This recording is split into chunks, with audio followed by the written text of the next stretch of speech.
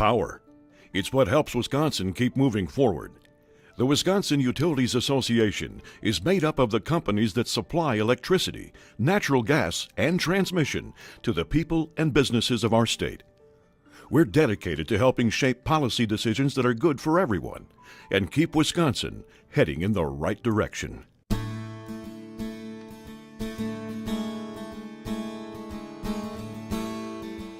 We can't just charge a customer whatever we feel like.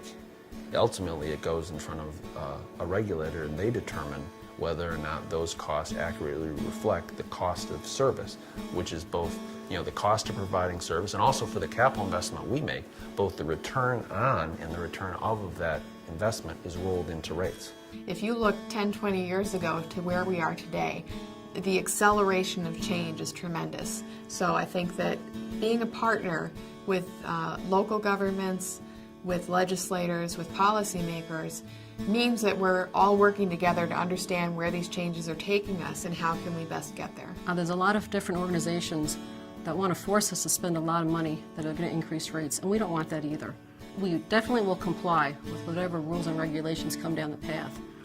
But we have to really insert ourselves between some of these regulations and our customers and say, are these really needed? Are they necessary? Grandma's farm was only 40 acres. It was a small farm.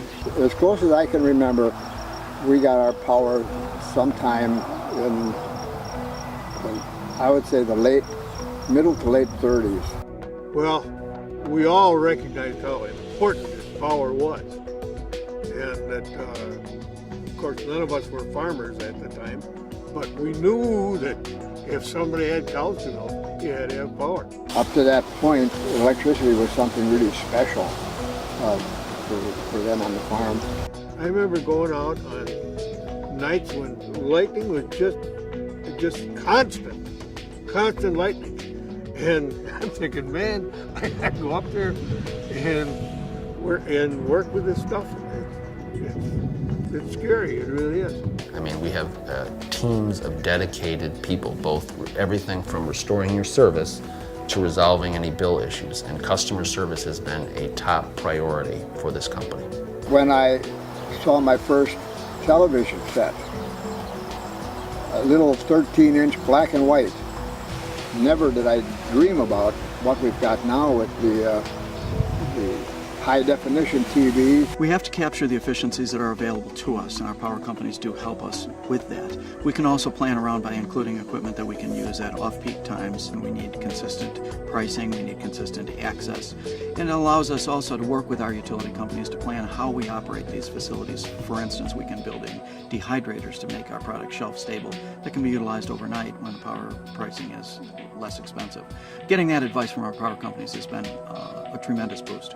Utilities have a responsibility to the communities that they serve. We are regulated monopolies, so we have a set service territory and we don't really have competition. And we all take very seriously the role that we have to play in communities, and we do that in a variety of different ways.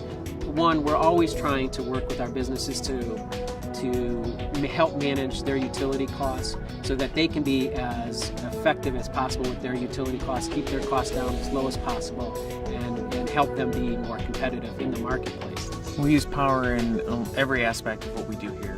We wouldn't be able to do shows at night without stage lighting to light the shows. We wouldn't be able to hear the sound cues if we weren't able to run our amplifiers and run our sound systems without being able to run sewing machines for 8 hours a day for 8 weeks at a time to get the costumes built. We'd be able to get the costumes built or run all the saws in the scene shop.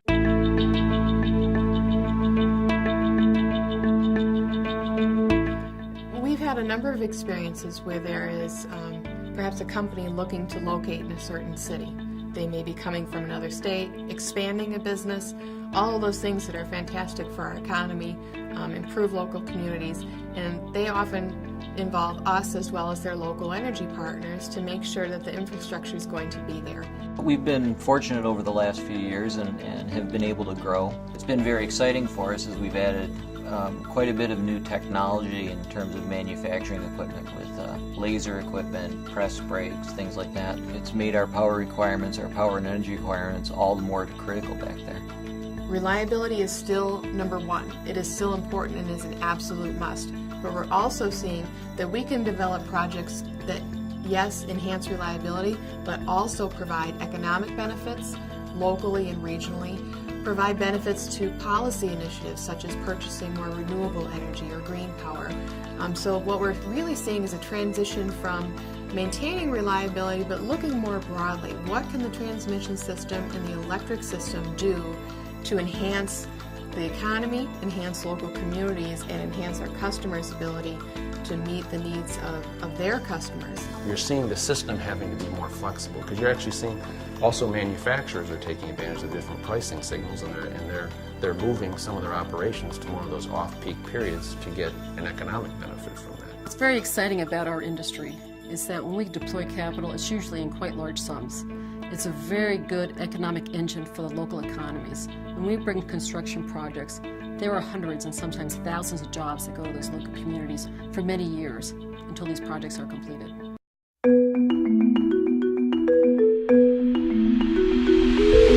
It's very easy for all of us to understand. We flip the switch and the lights come on. We expect our service to be there, but understanding what's behind it and some of the lead times that are involved. Typical projects, large transmission projects or even generation projects, building a new power plant, can often take 5 to 10 years from the time when you've identified you have a need, you've involved the community, figured out where it's going to be, what it's going to be, gone through permitting, and then construction. That's why a regulatory environment is helpful ultimately for the customers, because if you have a healthy regulatory environment and your utilities are viewed as financially strong, when you go to the market to finance projects, you'll get the best cost. The borrowing cost will be lower. Ultimately, the customer benefits, because if you have a not helpful regulatory environment, ultimately for these type of capital projects, you're going to end up, because you'll be viewed as more financially risky, paying higher cost to finance those projects, which ultimately are passed on to customers. Lots of permits, lots of pre-approvals from your regulators. That's the business we're in. That's what we accept. But we can't turn on a dime. So we have to do long-term planning. We have to plan out 30 years because our assets last a long time. That has not changed. But what's changed is how much harder it is to get things approved. When you build a power plant, it's not just for 3 to 5 years. You're constructing that to provide service over the next 4 decades or more. Yeah, our business is also unique. When there's new policy, new legislation that gets passed down, our business model can't change overnight. We are still required to keep reserve margins. We have to prepare for the unexpected. We can't go down to a very narrow margin and maybe let the power go off 10% of the time. We can't do that. Our job is to keep the lights on all the time. A lot of other industries can say, okay, maybe we'll shut down nights and weekends, maybe we'll go to a curtailed work week. We can't do that. So when policymakers make decisions that impact the daily work that our employees do, sometimes that's a really big deal because we cannot switch to that model that most of the competitive markets can switch to. We just can't do that. If you look at our newest power plant in Oak Creek, that plant is much more efficient, it's larger, it generates a tremendous amount of megawatts to serve our customers, and it does it in a way that's cleaner than the fleet it replaced.